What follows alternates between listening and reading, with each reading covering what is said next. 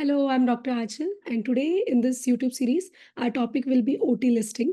In the procedure section, there are two stations you have to face, and one among them will be OT listing. And this is a very easy station. And if you are getting the station, make sure that in the station you get a clear pass.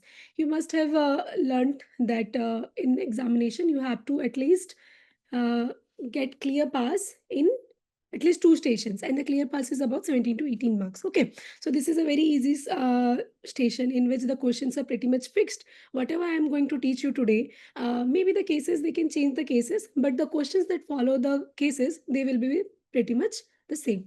Okay, so let's start the OT listing station. Okay, the stem that you are going to face in the session, it will be you are a ST1 and you are in charge of arranging the operation for new patients. Okay, lists are given below for all the cases that you are going to face, and your consultant will ask you about few questions related to the cases. So here are four cases that are scheduled for the OT, and we have to arrange them in order that which will go first and which will go last. Okay, there are certain principles that we have to follow while making a OT list, and we are going to see how to arrange them. Okay, let's see first what are the cases they have given us. First one is diverticular abscess. Okay, this is an abscess infective case. Okay, allergic to penicillin and iodine. Fine. Then the second case, it is a below-knee amputation. Again, the patient also has other comorbidities or other condition. Main thing here we have to note is the MRSA. MRSA infection is there. Okay. Then the third case is laparoscopic cholecystectomy, but the patient has latex allergy. See, you have to look at the cases as well, and also the bracket thing that is given, because this plays a very important role. The latex allergy, the MRSA infection, allergic to penicillin and iodine. This will be more important for you to face the questions, because the questions will be based on these things mainly. And the fourth case they have given, it is strangulated inguinal hernia, and in this patient there is also COPD, and the patient also has a pacemaker. Okay, so let's see how will we. Okay, so first principle that we are going to see is whether the case, it is a life saving, organ saving, or limb saving. If it is any of the three thing, then we will go first for that one. If it is, obviously, if it is a life saving procedure, then we will take that first into the OT. So strangulated inguinal hernia, it is a life saving procedure, because if we will delay, the patient can die. So first we will take this case. Again, if see, latex allergy. What is latex allergy? The latex gloves that we use from the latex, anything from the latex, the dust or anything. If the patient comes in contact with those latex things, then he will be having allergy. So what does the latex allergy protocol says us? If a patient is having latex allergy, then we have to take him first into the OT, so that after his case is done, we can use other patients, we can take other patients for the while using the latex things. In the patient with latex allergy, we will not use any latex material. We will go for latex free gloves and latex free everything. Okay. So here in this case, the laparoscopic cholecystectomy patient was having latex allergy. Still, we went for strangulated inguinal hernia because it was a life-saving procedure. Instead of strangulated, if it was given just inguinal hernia, it is not a life-threatening condition. Okay, so we will first take the latex allergy patient. Okay, then this, let's see the extremes first. First, we will take the life-saving procedure first, and in the last we will be taking infectious cases. Like most important are the MRSA and Clostridium difficile, because these two organisms, they have very high risk of cross contamination. Okay, so the last case will be MRSA patient, that is below knee amputation. Then the third will be diverticular abscess with DM. Okay, for example, if this latex allergy was not given here, just laparoscopic cholecystectomy was given, and diverticular abscess with DM would have been given. Latex allergy not given. Then we will take this diverticular abscess with DM first, because when there is no other indications, we will take the diabetes patient first. Why? We will look at the reasons later. Okay. Let's see what are the general principles we are following while ordering an OT list. Just give me one.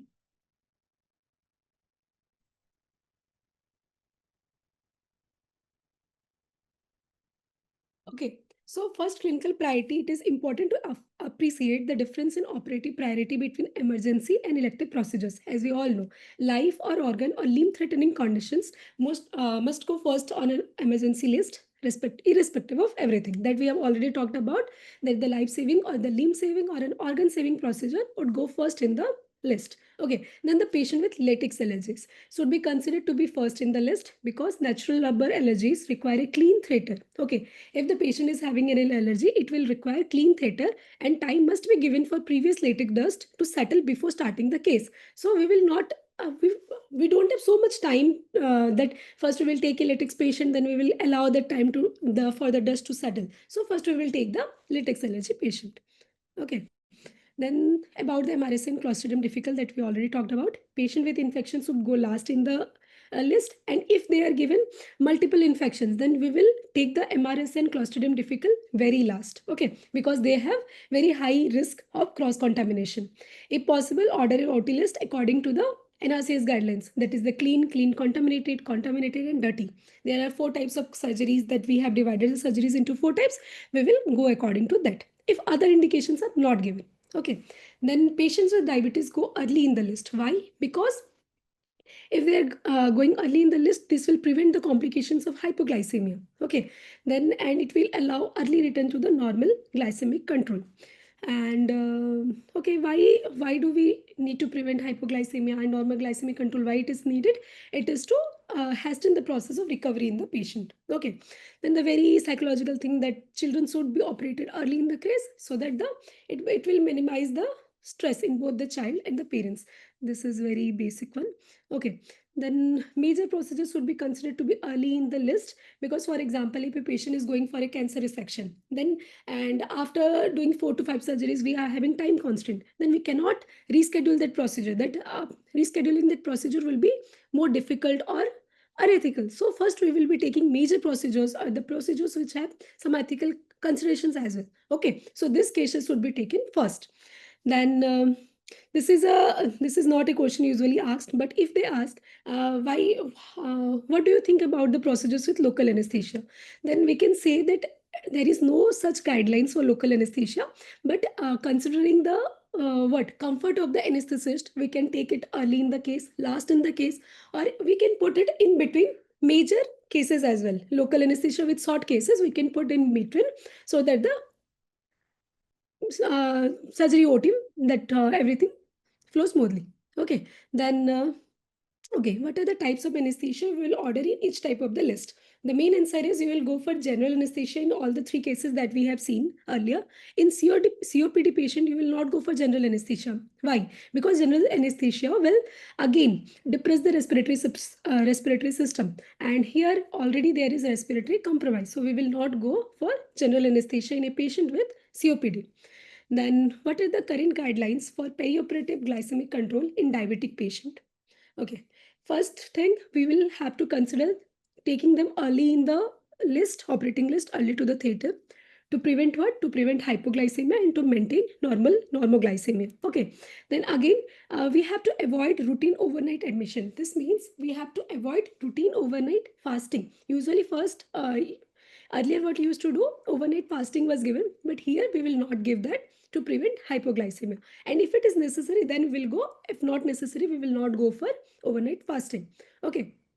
And starvation, that is the skipping of the meal, should not be more than 1. If the patient is scheduled for the surgery in the morning, we will only skip the night meal. For the afternoon, we will only skip the morning meal. Okay, we will not skip more than 1 meal. Then like analgesias and antiemetics would be given so that the patient returns to oral diet earlier and hypoglycemia is prevented. Then insulin infusions, if we are giving the patient insulin infusion, then it is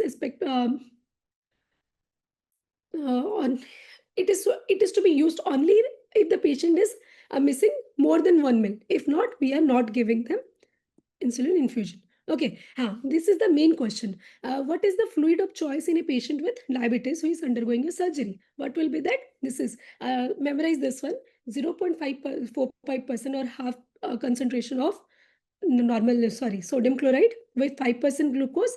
Remove this one, just remove 0.3% KCl. Why are we adding glucose and why are we adding KCl? Glucose to prevent hypoglycemia because they are already at high risk. Okay, because they are taking that anti-glycemic medications and everything. And why KCl? Because if you are giving insulin, that there is the property of insulin is to make inward shift of potassium. So what will be there in this patient? There will also hypokalemia. So we are adding 0.3% KCl as well. Okay. Then you have to do regular capillary blood glucose monitoring, not your just finger prick one. Okay, you can do the finger prick or capillary blood glucose monitoring. And after the OT, 4 hourly you have to do. And this is not important. Okay, good glycemic control. We all know in a diabetic patient, it is below 6.5%.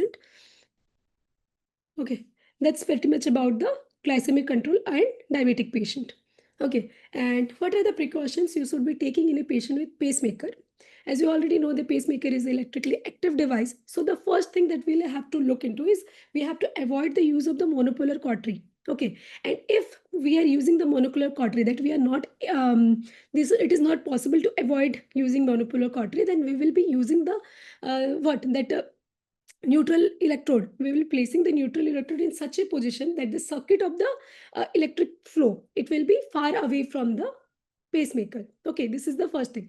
Best will be we will be using the what your bipolar electrode, so that the current will be cancelled and it will not reach to the pacemaker. Okay, this is the first thing we have to take keep in mind. Then the second one, as the patient is already having a pacemaker, okay, so he or she is at high risk of going into cardiac complications. So we have to prepare our OT in such a manner that it has all the equipments and all the things for resuscitation. If the patient is going into decompensation, we have to do the CPR, and the devices for temporary pacing and everything should be available. And the patient should undergo continuous ECG monitoring.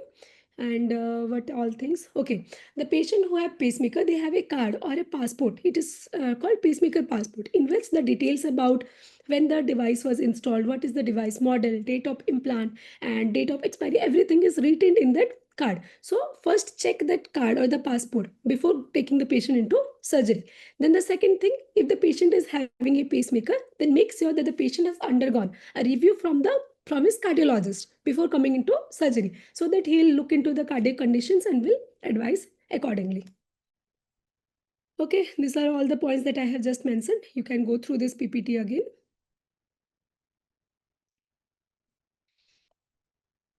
Okay. What complications are patients with COPD at risk from?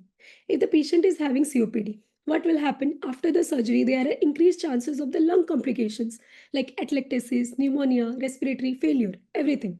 And then another thing, here I have not mentioned this, but they ask a very frequently they ask this question: why do you avoid laparoscopic surgery in a patient with COPD? What happens in laparoscopic surgery? For inflation of the abdomen, we will be giving CO2. In the patient of COPD, there is already a like increased amount of CO2. So if we are giving again CO2, then it will compromise with respiratory system. Okay. Then another thing, during inflation, there is upward movement of your diaphragm. This will further restrict the patient from having respiration, proper respiration. So these are the two reasons in which in a patient with COPD, we will prefer the open surgery instead of laparoscopic surgery. Okay.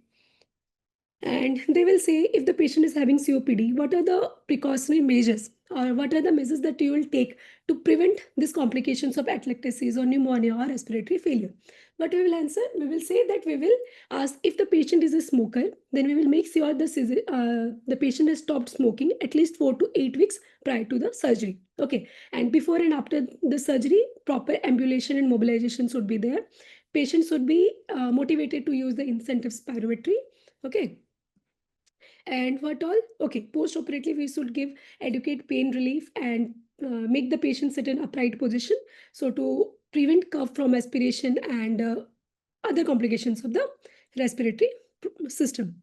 Okay. Okay, and you have to mention about the chest physiotherapy. Chest physiotherapy should be given. Then what about warfarin? If a patient is on warfarin, then how will we manage this patient before the surgery? So we will first divide the patient into the high risk category and low risk category. We will take consultation from the cardiologist.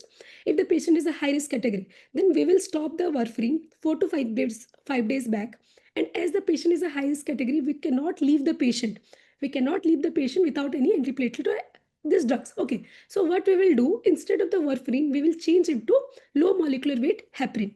Why are we doing this? Because the half-life of warfarin, it is around 4 to 5 days. And the half-life of low molecular with heparin, it is just around 12 hours. So we have to just stop that low molecular weight heparin just 12 hours prior to the surgery. So what we are going to do? Sifting. And if the patient is a low molecular case, then we will just stop the warfarin 5 days back and we will restart after the surgery is done.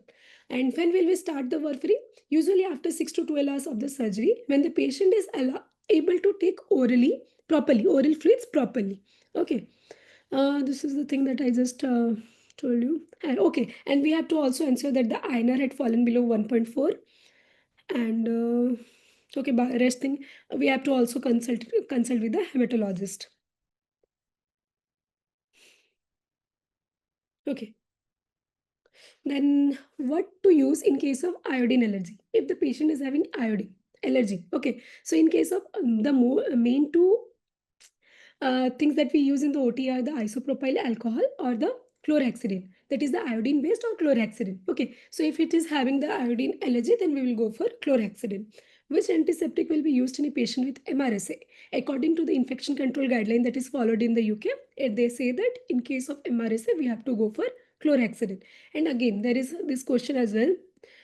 What antiseptics can be used for skin preparation? Okay, the new WHO guidelines, they say that for the skin preparation before the surgery, chlorhexidine and alcohol, this combination based is better than isopropyl alcohol or isopropyl iodine based anything. Okay, so the best one is chlorhexidine alcohol. Let's see this one. Okay.